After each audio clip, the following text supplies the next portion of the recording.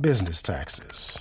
Was stressing about all the time and all the money you spent on your taxes. This is my bill? Now Business Taxes is a TurboTax small business expert who does your taxes for you and offers year-round advice at no additional cost, so you can keep more money in your business. Now this is taxes. Intuit TurboTax. Get an expert now on turbotax.com/business. Only available with TurboTax Live Full Service. Welcome back to I Want That Too, the podcast where Disney merch meets Disney history. I'm entertainment writer Jim Hill, and as always, I'm joined by the lovely Lauren Hersey. Hi, Jim. How's it going today?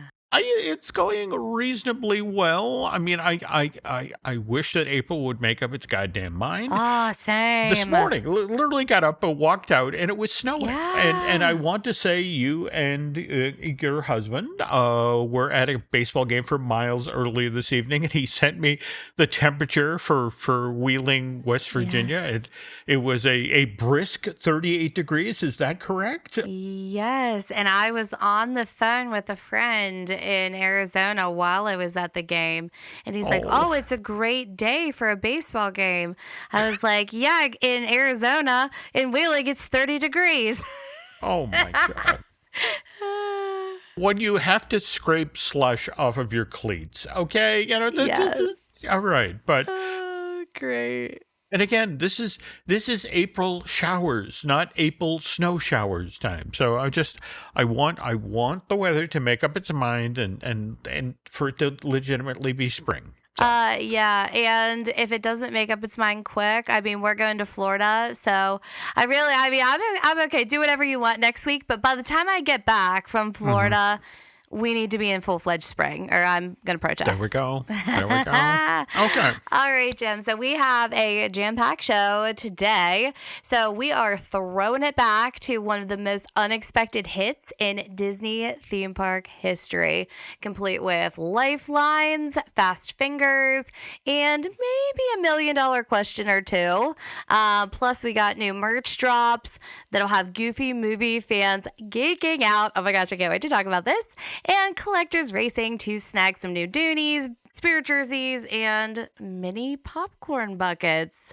Yeah, we're gonna get to that. But before we dive in, why don't we thank our sponsor? Oh, absolutely. I want to give a big thank you to Be Our Guest Vacations. And are you dreaming about your next theme park adventure? Let the experts at Be Our Guest Vacations handle every detail, from booking your resort to dining to making sure that you don't miss when the merch drops. They're a Platinum-level Earmarked travel agency that specializes in Disney, Universal, cruises, and more. So get started today with beourguestvacations.com and be sure to tell them I Want That Too sent you. Okay, so Lauren, again, heading now into the news segment of the show, and I want to remind folks, and I think we brought this up on previous editions of I Want That Too, that this month, 30th anniversary of a Goofy movie being released at theaters, and we're seeing some merch that keys off of that anniversary at Walt Disney World, right? Yes. And I feel like, this whole year, we have been very anniversary focused. So why stop now? Okay. And I mean, weren't you working on something with the Goofy movie over with Drew and fine tuning, like talking about this too? We are or were. We were supposed to be talking with the filmmakers of the brand new Not Just a Goof documentary that in fact premiered earlier this week on Disney Plus. By the way, wonderful film, definitely check it out.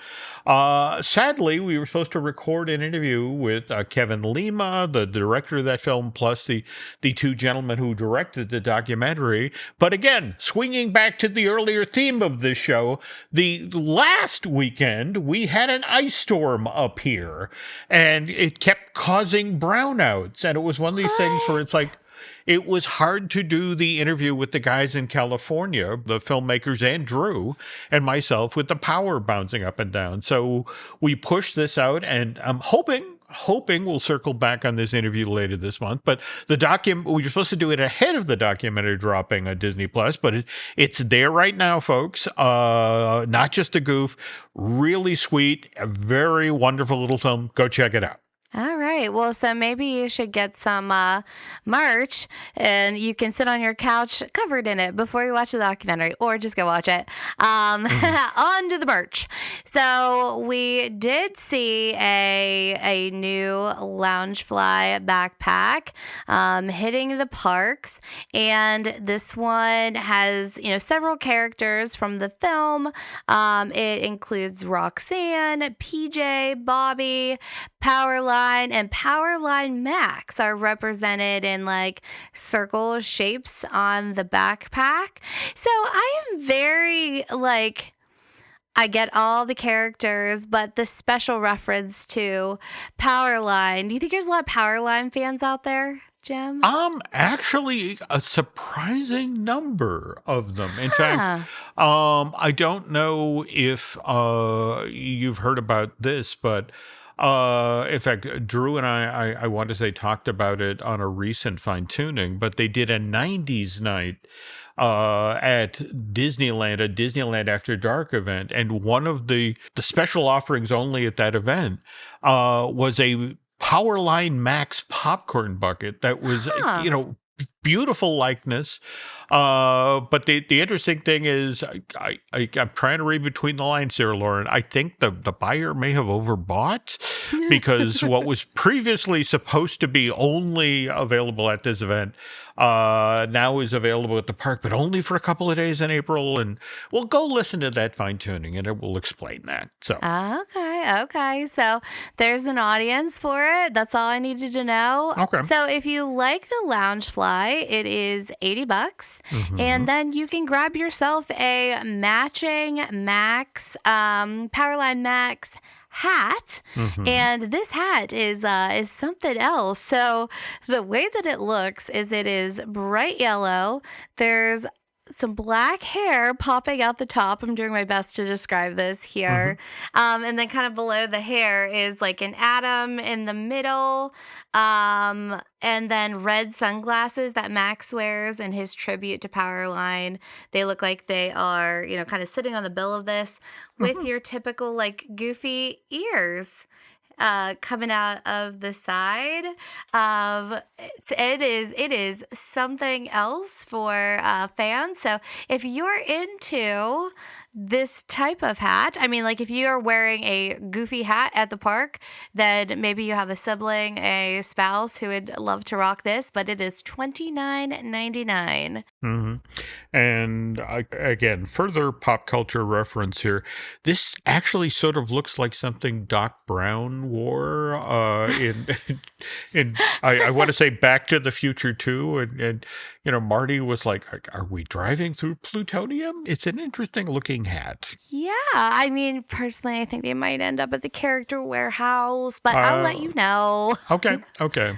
Maybe there's a bigger fan base than I think. But so the merch continues over at the Disney Parks blog. Mm-hmm. You know that they're really trying to put some marketing effort behind it if you get a page on the Disney Parks blog.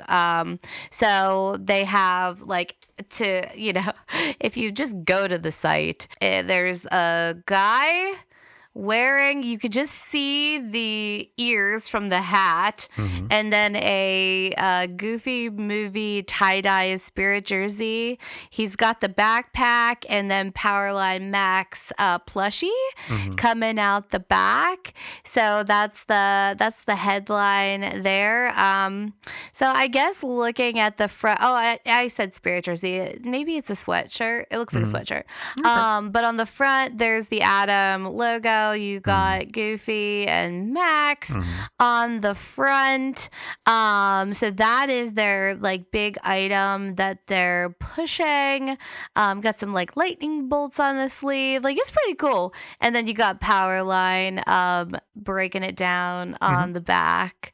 Would you wear this shirt, Jim? I don't know about this one. I mean, and remember, I'm the guy on last week's show who looked at the the orange bird, orange flower and garden vest or spirit, and Yes. thought, I need one of those. I Maybe think not on this one. I think this might be a power line too far for me. I'm just saying. I mean, don't get me wrong. It's cool. It's It is certainly cool. cool. Yep. Yeah, so I'm going to see anybody rocking these at the park when I'm down there. Mm-hmm. And man, Cakeworthy must really be producing well for Disney because there is another collab.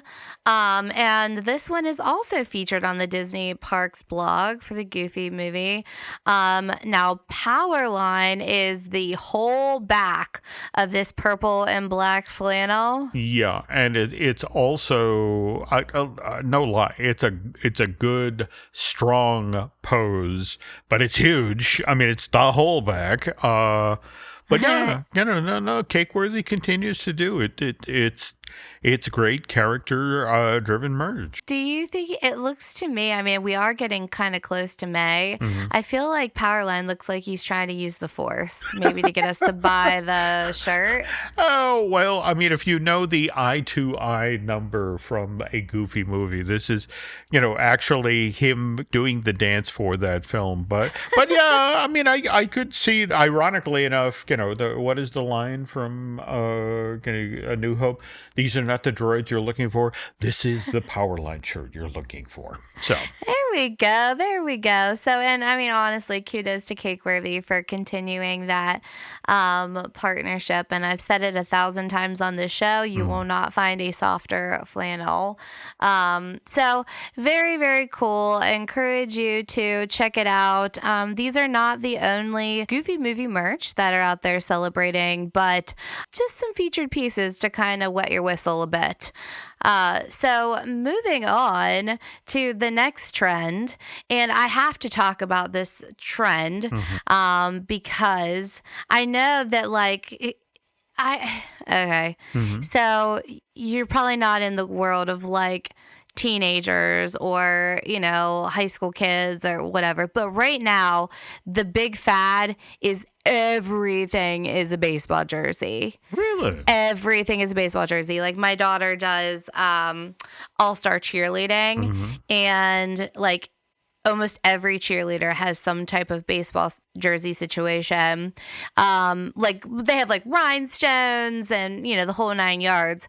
So after her last competition in Pittsburgh, we went to the big mall in that area. And, I always like to go to Box Lunch and Hot Topic and see what kind of Disney merch they have.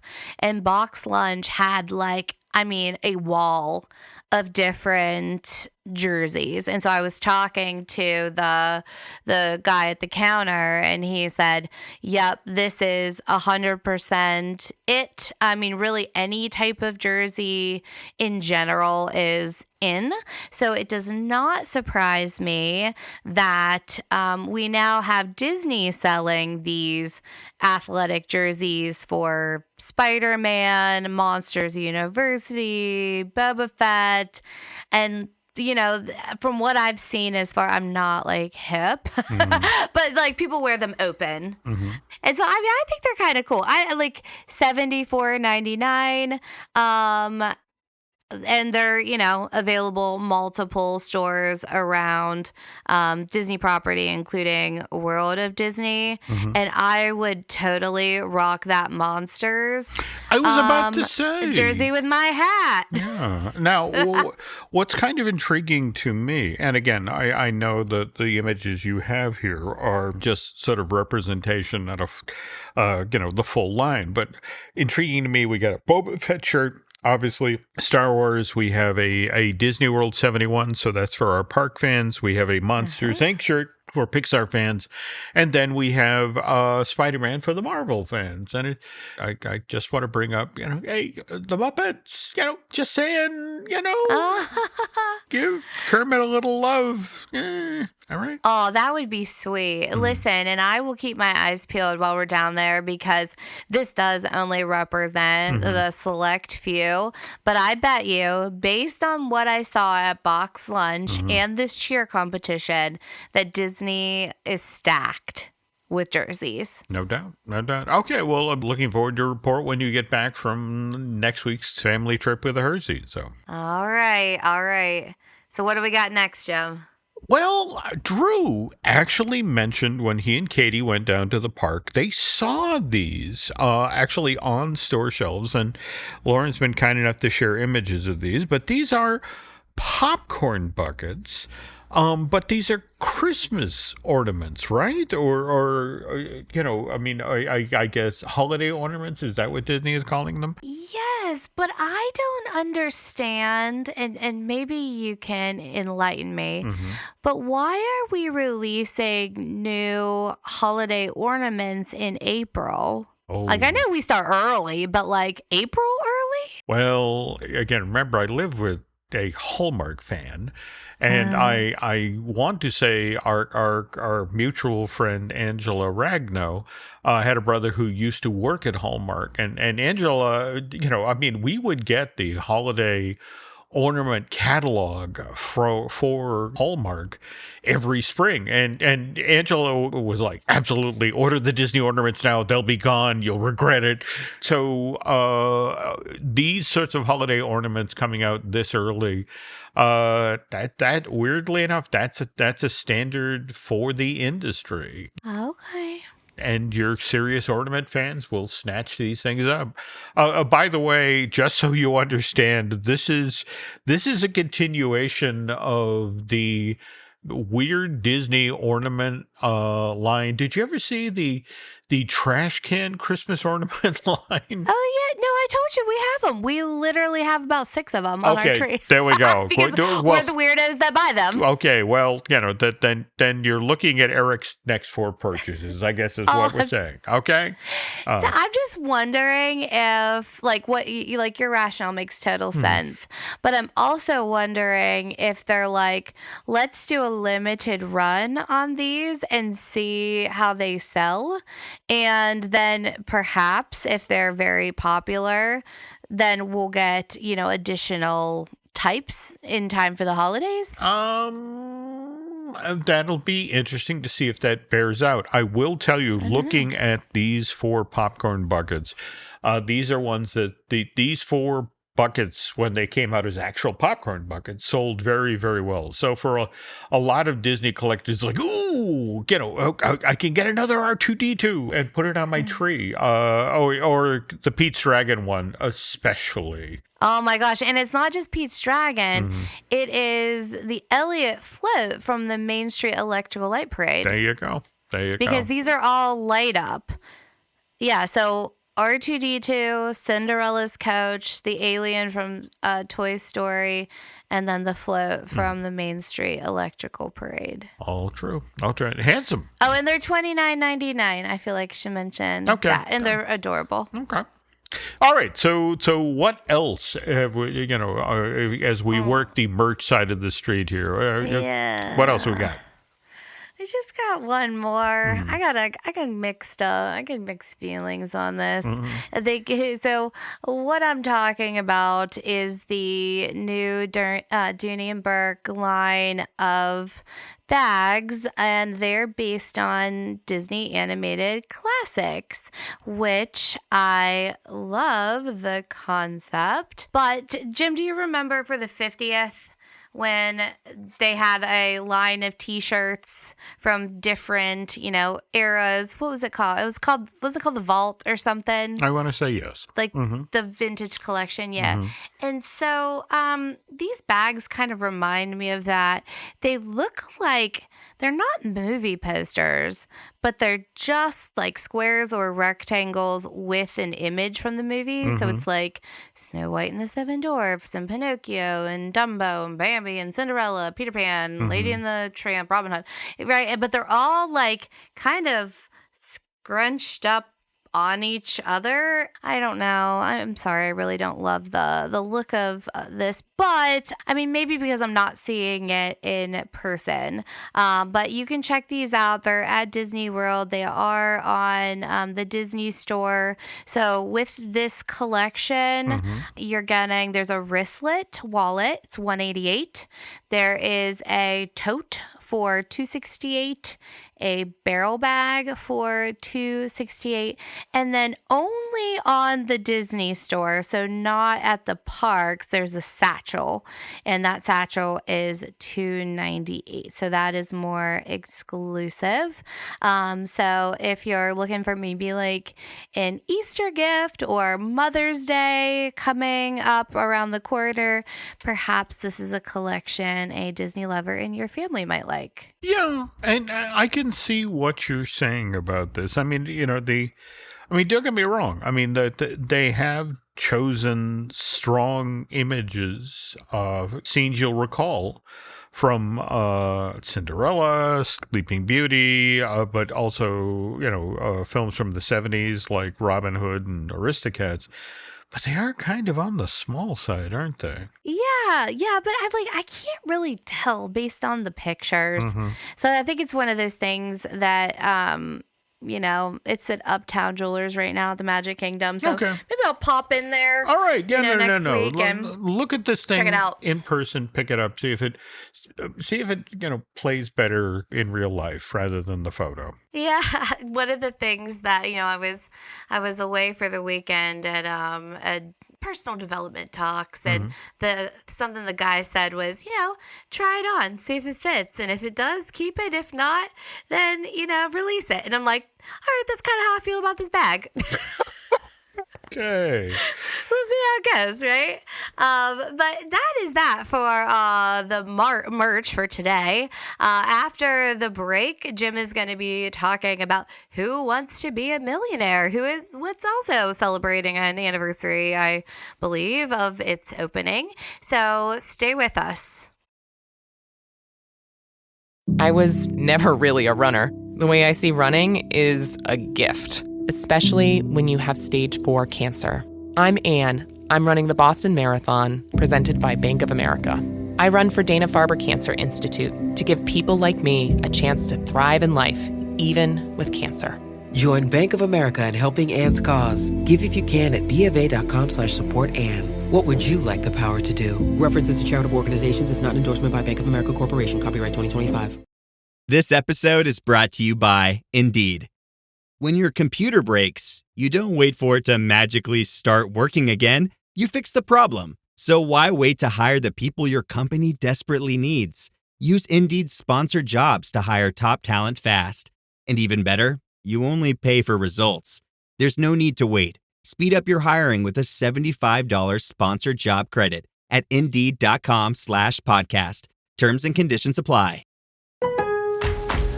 Springfest at Lowe's means can't miss savings for your home and lawn. Right now, buy 3 bags, get 3 free on Miracle-Gro 3/4 cubic foot all-purpose garden soil. Plus, buy 2, get 1 free on select exterior paint and stain via mail-in rebate. Lowe's, we help, you save. Valid through 4/16, excludes Alaska and Hawaii. While supplies last, selection varies by location. See rebate form for complete list of eligible products. Offer excludes clearance and mist tints and can't be combined with any other offer, promotion, discount, or coupon. Okay, and we're back. Okay, so I think we mentioned that at the top of the show, Lauren and I are recording.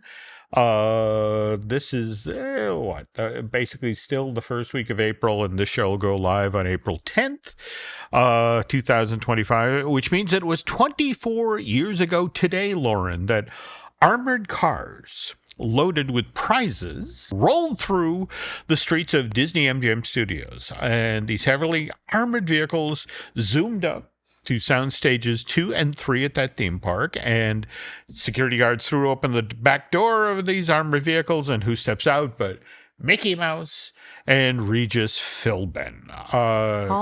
Reg. There we go. Once known as the host of Live with Regis and Kelly, but during this period in his career, he was the celebrity host of the hottest game show on television, Who Wants to Be a Millionaire? And what he was down at Disney World to help open was the theme park version of this hit series, which would allow visitors to Disney MGM to, crucial difference between the game show and the theme park version. No cash, in Orlando, but you could get points Hey, we're suddenly in DVC country. No, in this case, and because, of course, this is a merch podcast, we will talk about the collectibles that players would be awarded if they landed in the hot seat and then moved from the 100 point to the 200 point to the 300 point level. You get the idea. Okay. So, Lauren, if you manage to answer the first 5 questions in Who Wants to Be a Millionaire, Play It, and you made it to the 100 point level, you got an official Play It lanyard. You were gifted a set of 5 cloisonne pins that commemorated each level you'd successfully made it up to 1,000, and you were also awarded a Who Wants to Be a Millionaire, Play It baseball cap. Okay. You got all that for 100 points? Well, or is that no, getting you all the way? I'm like, we're going... I can see Disney rolling with that. Okay, well, we'll explain why in a moment, because this continues. If you soldier on and you move up to, say, the 10-point level, which, by the way, now you're at 32,000 points, you get everything we just mentioned, plus 5 more limited edition cloisonne pins, and now you also were gifted a Who Wants to Be a Millionaire Play It embroidered polo shirt and a copy of the Who Wants to Be a Millionaire CD-ROM game. Remember those? Yeah. I mean, for adjusted for inflation, we're probably talking about like $200. There we go. There we go. All right. So, but if you answer all 15 questions correctly, that brings you to the 1,000,000 level. Again, you get everything we mentioned previously, and I want to start here. You got a pin for every level you completed successfully, plus a limited edition Who Wants to Be a Millionaire 1,000,000-point medallion, a Who Wants to Be a Millionaire Play It leather jacket, and a 3-day trip on the Disney Cruise Line for 4.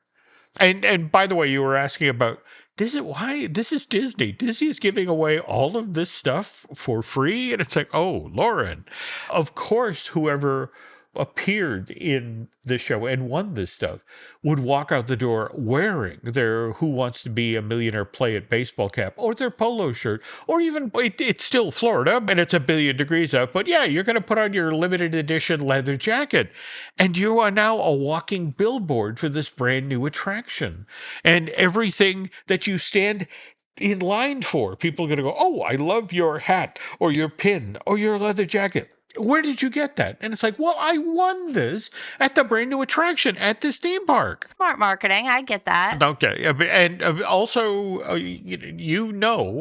from the field you work in that the startup cost to have all of this stuff to give out. Because here's the thing. Who Wants to Be a Millionaire Play It in the park was a 25-minute long show in front of an audience of 550 to 600 people. And they did this thing 10 or 15 times a day in the park. And so think about it. You are handing out baseball caps and T-shirts and pins to hundreds of people a week. So that to have all that stuff to give away up front was a considerable startup cost. Never mind the fact that you also built on 2 coasts an exact replica of the set of the TV game show. This is a sizable investment. It really is. It's surprising to me because this is before we went to the parks. There we go. But again, if we're being completely honest here, the managers at both the Disneyland and Walt Disney World Resort were willing to spend this money because they really, really hope that Who Wants to Be a Millionaire Play It would give guests a compelling reason to visit, well, both Disney MGM as well as California Adventure. And by the way, those 2 theme parks had something in common. MGM, of course, celebrated Hollywood's golden age and promised visitors to Florida a chance to peek behind the scenes to see how movies and TV shows were made, whereas DCA, it actually had a district called Hollywood Pictures Backlot, which today is known as Hollywoodland. Now, again, want to remind folks, top of today's feature, we mentioned we're talking about an event that happened 24 years ago, so that's April 10th, 2001, and which means that California Adventure had only been open for 2 months and 2 days at that point, Lauren. If you can believe it or not, the park at this point is already struggling to lure in locals because the word has gotten out about DCA 1.0, and the word was not good. The word was don't waste your money. The word was no Disneyland. And in fact, that was the thing. Disneyland resort managers were hoping that an in-park version of this red hot, ABC series would give Southern Californians a compelling reason to come visit DCA. But as they say, Lauren, in life, timing is everything. And while Disney MGM actually had a vacant soundstage, well, 2 actually, where they could slap in an exact replica of the Who Wants to Be a Millionaire set.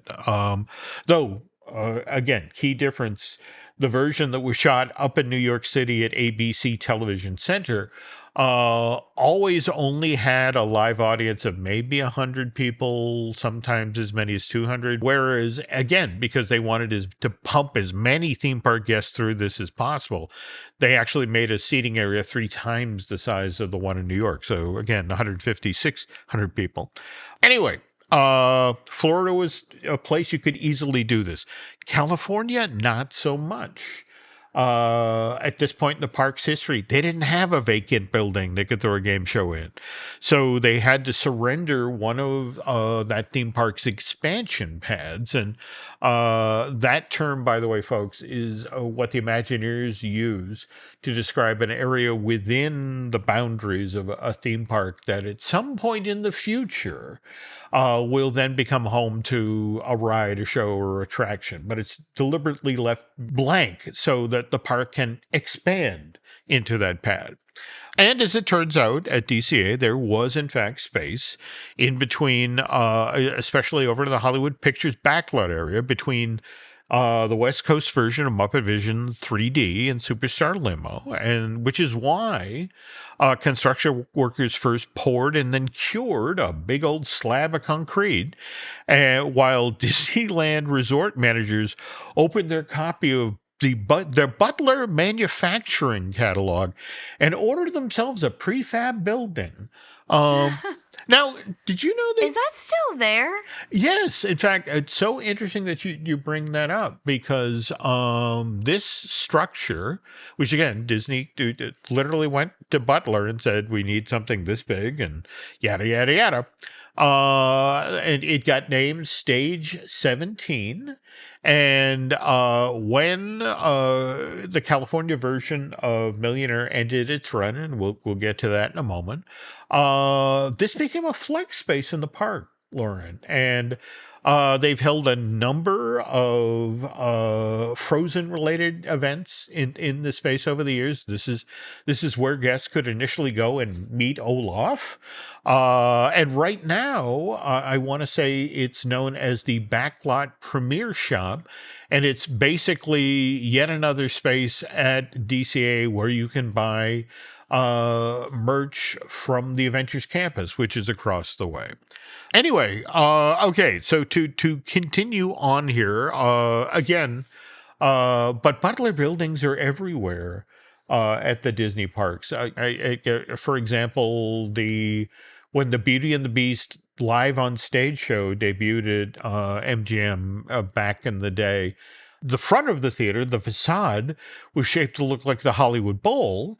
But the building that actually contained the stage and the wings and all that was a Butler building, something Disney ordered off their catalog. And when they decided to build Sunset Boulevard, but move the Beauty and the Beast Hollywood Bowl Theater down the street, they literally put the building on the back of a truck, drove it down the street, and it's there to this day.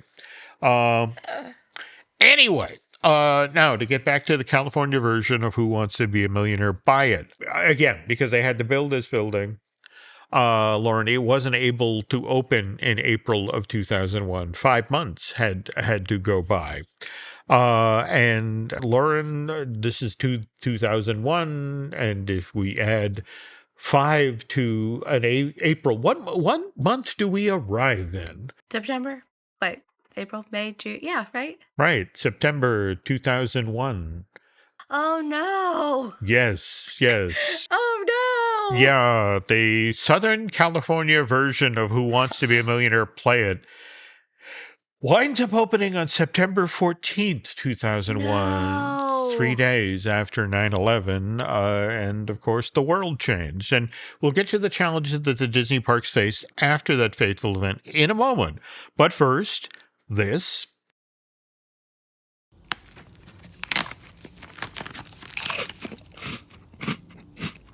Uh-oh. The last cookie. You can get a new box of cookies in as fast as an hour with Walmart Express Delivery. Are you my guilty self-conscience? No, I'm the voice offering you promo code EXPRESS for free delivery on your first order. Hey, who ate my cookies? You mean, these cookies? Order now. Welcome to your Walmart. Promotion valid for first express delivery order. $50 minimum subject to availability. Restrictions apply. You're the perfect blend of elegance and style, and your ride should be no different. The 2024 Hyundai Sonata Hybrid meets all your needs, from business to brunch and everywhere in between. With head-turning details like a sleek front end, plus stylish interior, and an available 12.3-inch digital instrument cluster and seamless tech integration. Okay, Hyundai. Visit HyundaiUSA.com to learn more about the new 2024 Hyundai Sonata Hybrid.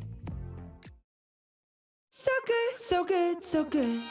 New markdowns up to 70% off are at Nordstrom Rack stores now. Fresh kicks, spring tops, new dresses. There's always a score. I mean, the denim section is unreal. Why do I rack? All the dresses. I always find something amazing. Head to your Nordstrom Rack store to find can't-miss deals on all the spring things. Great brands, great prices. That's why you rack.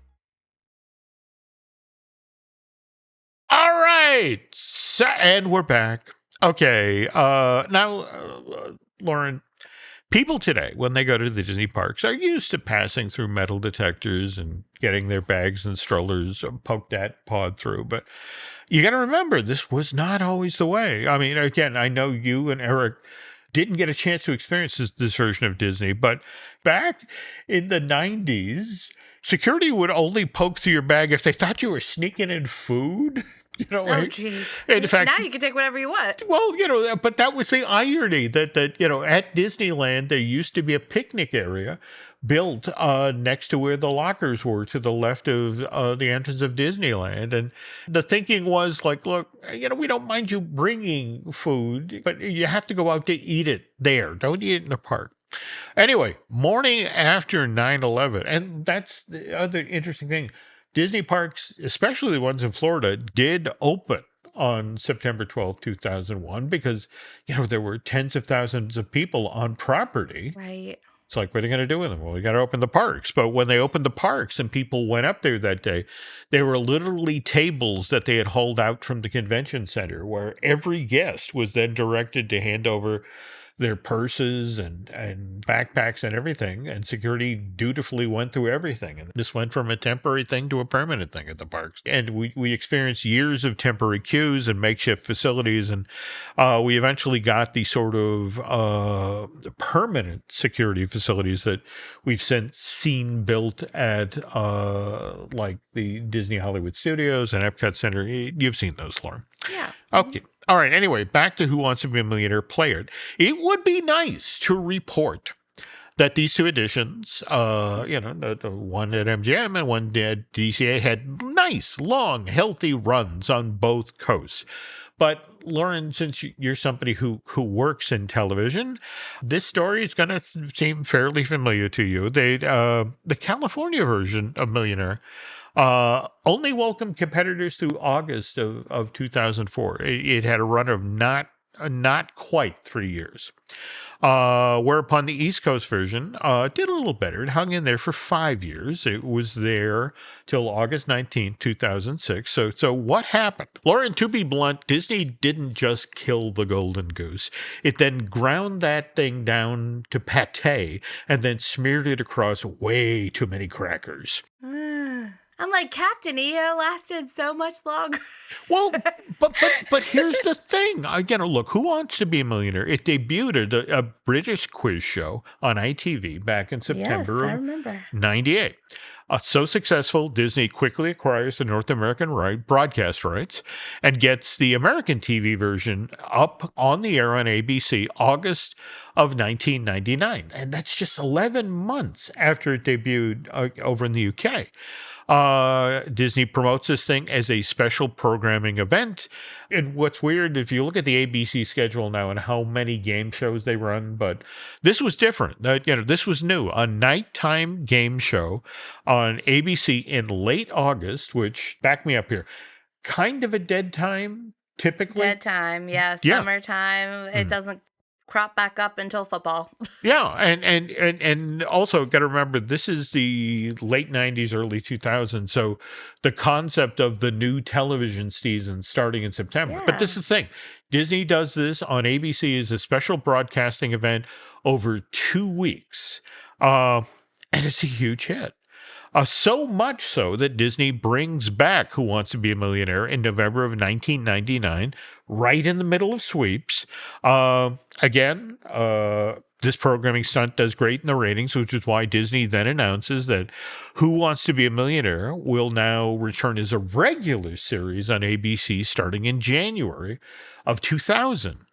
And initially, viewers could not get enough of Millionaire. In fact, is that your final answer? Well, you're mentioning in your intro the lingo of the show, the fast finger, the hot seat, that sort of thing. Everybody knew these things because it was so great. Yeah.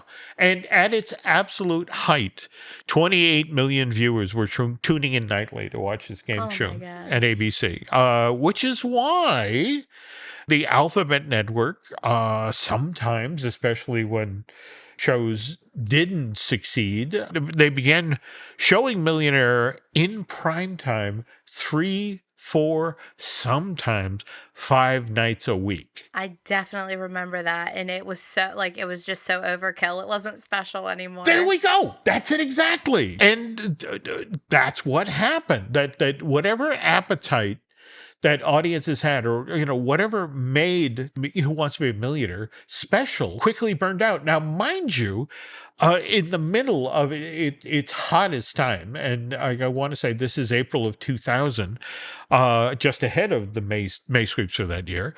This is when Disney Parks and Resort announced that first an in-park version of Millionaire is going to debut at MGM, and we got an announcement that a second version will be debuting at DCA a few months later. So again, to bring us back to where we were at the top of the story, April 10th, 2001, by the time Millionaire Play It is opening at Disney MGM, the ratings for the primetime version of Millionaire are already tailing off really badly, Lauren. And so in this window of time, we saw ABC cut Millionaire back to just 2 broadcasts a week in primetime. And then they cut it back to just a single airing per week. And then less than 3 years after this genuine broadcast phenomena happened, it was over. The final nighttime broadcast of Who Wants to Be a Millionaire in primetime on ABC was June 27th, 2002. Now, mind you, we did see the daytime syndicated version of the same game show debut just 3 months later, September of 2002.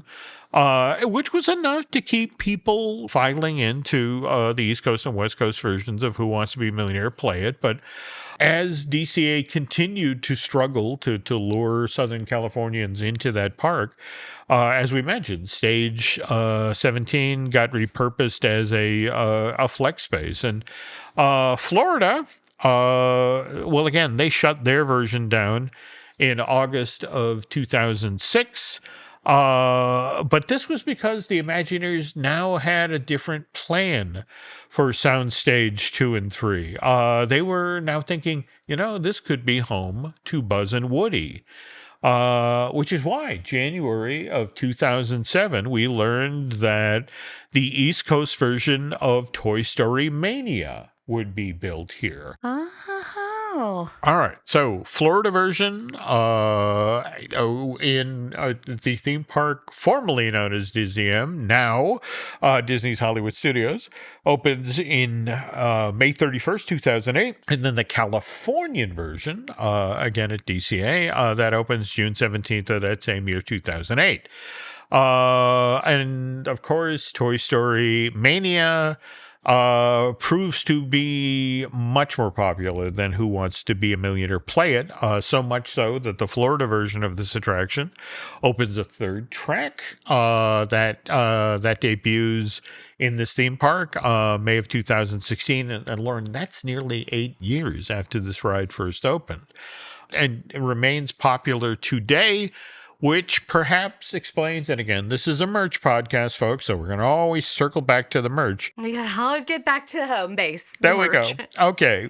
This is why, if you go over to eBay today and want to get an opening day pin for Toy Story Midway Mania, those right now are going for at least $45 a piece, whereas the Millionaire Play It pins that signify the opening day, grand opening of this attraction that were given out to cast members, those you can get for $9, $10. I was going to say $9.99. There we go. So...